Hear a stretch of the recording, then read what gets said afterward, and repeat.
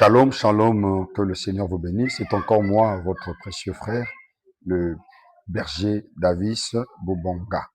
Alors, mes salutations les plus aimables à toutes les personnes qui nous suivent. Et n'oublions pas de liker et n'oublions pas de s'abonner. Ça va nous aider de faire les lives. Vraiment, toi qui suis cette émission. Nous sommes sur l'émission Autour de la table, Jacob et ses femmes. Que Dieu vous bénisse. Alors, nous voulons bénir le Seigneur parce que nous sortons fraîchement d'un grand programme de 21 jours d'enseignement et des prières agressives. Nous avons partagé sur le thème les 12 et les 7 effets de l'éternel. Vous pouvez le suivre sur notre chaîne YouTube. Quand nous aurons le temps, nous allons projeter sur notre chaîne YouTube tous les enseignements que nous avons eu à donner avec l'homme de Dieu, le prophète Esaïe Malouta. Que le Seigneur vous bénisse. Alors, nous revenons sur ce que nous sommes en train de partager depuis un certain moment. Nous partageons sur le thème le ministère de la femme peut-il être un piège pour le salut des âmes? Est-ce que si la femme prêche, est-ce que cela est un danger pour le salut des âmes? C'est ce que nous sommes en train de partager. Est-ce que le ministère de la femme est approuvé par Dieu ou ce n'est pas approuvé par Dieu? Pourquoi nous sommes en train d'expliquer ces choses? Parce que nous avons tendance à remarquer une guerre au sein de l'Église. Nous avons tendance à remarquer que l'Église est en train de se départager. C'est comme s'il y a des camps dans l'Église, alors que l'Église, nous ne sommes qu'une seule Église. Et l'Église n'appartient pas à un homme, et l'Église appartient au Seigneur Jésus-Christ. Mais il y a comme des guerres, comme des divisions par rapport à la diversité des doctrines. Il y a ceux qui croient que la femme peut prêcher, il y a ceux-là qui ne croient pas que la femme peut prêcher.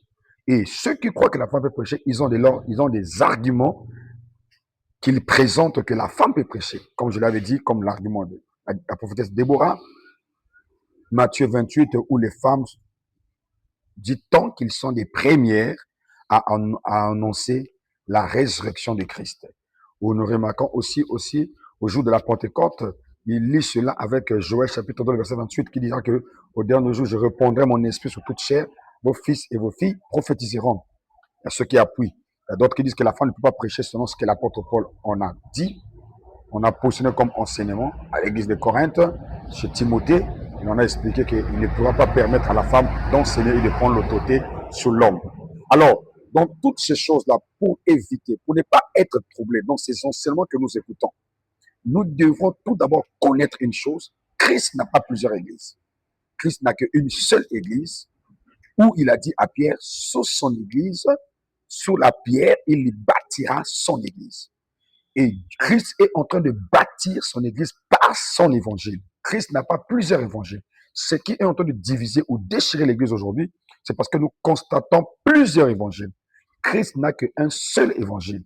Voilà pourquoi celui qui ne reste pas dans l'évangile de Christ, Galates chapitre 1, verset 6 à 7 dira que c'est ce genre de personnes qui va au-delà de l'évangile de Christ. Ce sont eux qui emmènent le trouble au milieu du monde ecclésiastique.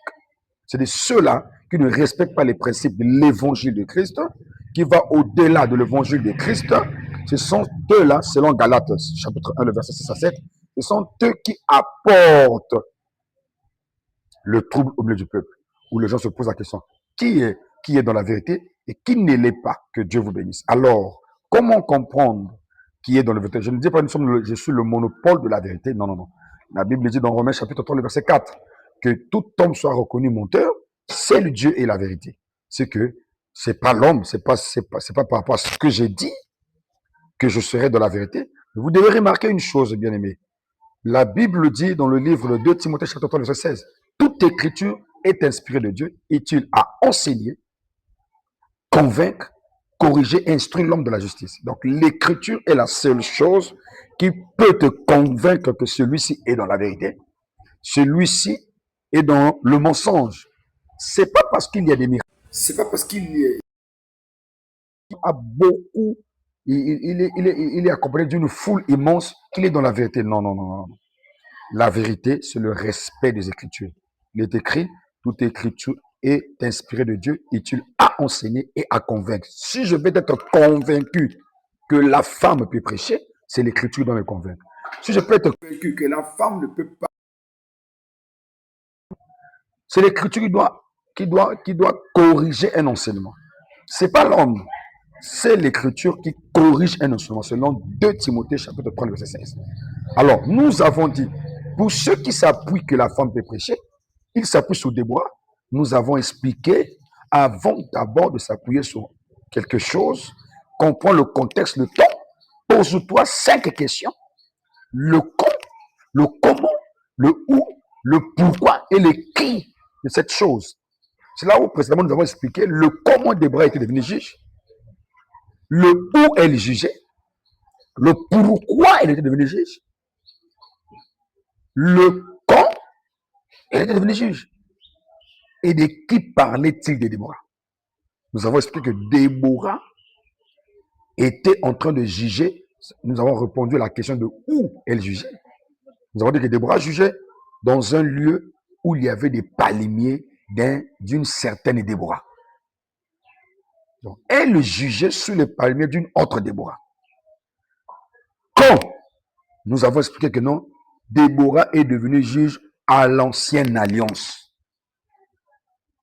Et nous avons expliqué que l'ancienne alliance, c'est l'ombre de choses à venir. Mais l'ancienne alliance n'est pas l'exact, car le corps est en Christ. C'est là où ça nous a poussé à dire le pourquoi Déborah devait juger. Nous avons expliqué, c'est parce que, la réponse du pourquoi Déborah jugeait, nous disons que c'est parce que, en ce temps-là, les hommes qui avaient l'habilité de juger étaient devenus faibles. Juge chapitre 5, le verset 7. Les chefs d'Israël étaient devenus faibles et le comment Déborah est devenue juge, il dit, elle s'est levée elle-même. C'était pas par la volonté de Dieu, mais c'était par elle-même, elle s'est levée, elle s'est fait juge. Ce n'est pas Dieu qui avait dit, établissez-moi Déborah juge.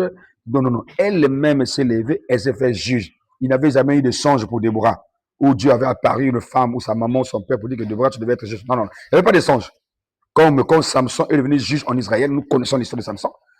C'est Dieu qui a donné les songes à la maman de Samson, qui disait que non, un enfant viendra par toi, qui jugera mon peuple.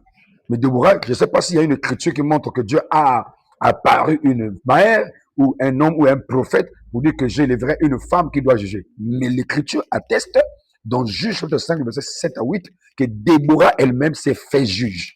C'est que Déborah est rentrée dans une volonté permissive. Mais quand même, elle peut rentrer dans une volonté permissive, n'oublions pas qu'elle fait ce mouvement dans l'ombre.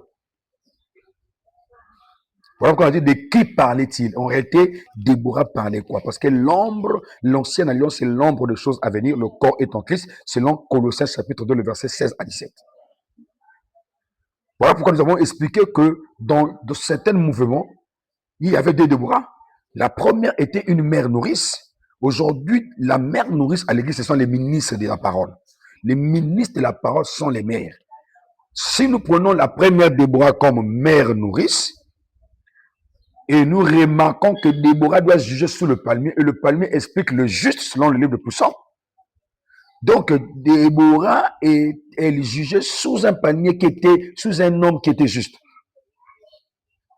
Là, on peut prendre l'aspect de Déborah et l'église, qui est sous l'ombre du juste qui est Christ, mais qui est nourri par Déborah la nourrice. On peut se compte dans notre contexte, la Déborah nourrice là, et son palmier peut présenter l'ancienne alliance. Et Déborah qui juge le peuple parle de la nouvelle alliance au temps de la grâce. Mais nous comprenons que la véritable Déborah, c'est Christ. Parce que Déborah a rassemblé Israël. Elle a jugé Israël. Christ est venu. Il a dit, je suis venu vers vous comme une mère poule, cherchant à vous rassembler. Donc Jésus-Christ a pris le corps comme une femme, cherchant à le rassembler. Ça, ce sont des mouvements prophétiques qui ont besoin de la révélation. C'est que Déborah qui rassemble, parle de Christ quand il vient. Il dit, je suis venu comme une mère poule, cherchant à vous rassembler. Que Dieu vous bénisse. J'espère que vous comprenez ces choses. Donc, Déborah était l'ombre des choses à venir. Déborah était le véritable Christ dans l'ombre. Donc, le mouvement de Déborah expliquait Christ qui viendra chercher à regrouper Israël. Voilà pourquoi, sous nous touchons dans la doctrine, Déborah, pour aller combattre, elle en a dit que si Dieu donnait la victoire par une femme, ça devait être une honte pour son peuple. C'est là où elle appelle Barak. C'est là que je dis, j'ai déposé cette chose en disant que non, allez-y, réfléchissez vous-même, essayez de voir si réellement, selon la doctrine, parce que l'évangile de Christ est expliqué en 4 manières. Nous avons la révélation, l'enseignement, c'est-à-dire la connaissance, la prophétie et la doctrine. Dans la prophétie, Déborah expliquait les choses qui devaient venir. Dans la révélation, Déborah explique Christ qui juge le peuple au temps de la grâce. Dans la connaissance, oui, nous voyons une femme. La connaissance nous explique qu'il y a une femme là qui prêche. Mais cette connaissance cache la profondeur, cache une prophétie, cache une révélation. Maintenant, dans la doctrine c'est le commandement. Ou quand Christ dit, vous ne ferez pas ça, on ne doit pas le faire. Maintenant, si on voit l'histoire et on prend Déborah selon la doctrine, est-ce que Déborah peut-il être ministre, quelqu'un peut-il être ministre de la parole à cause de Déborah? Je ne crois pas. Que Dieu bénisse. Alors, je te loue, je te rends grâce. Je loue le Seigneur, je rends grâce au Seigneur pour son amour. Alors, nous allons dire aussi, on va aussi traiter sur le point de Matthieu 28, où les gens disent que les femmes peuvent prêcher, c'est parce qu'elles sont les premières à annoncer la résurrection de Christ.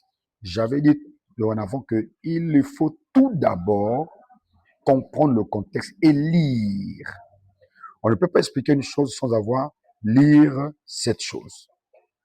En lisant, tu auras cette facilité et compréhension de comprendre le contexte et bien enseigner. Ils ont dit que les femmes furent les premières pour annoncer la résurrection de Christ. Nous allons le lire et prochainement, nous allons expliquer ce genre de choses. Que Dieu te bénisse. Matthieu 28.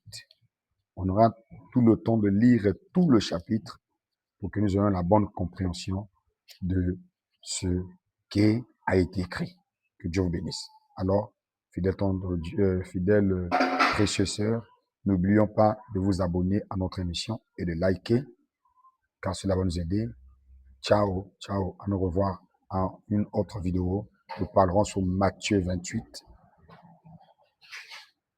Est-ce que réellement ça permet à la femme d'être ministre de la parole aujourd'hui? Nous le verrons à notre prochaine vidéo. Que Dieu vous bénisse.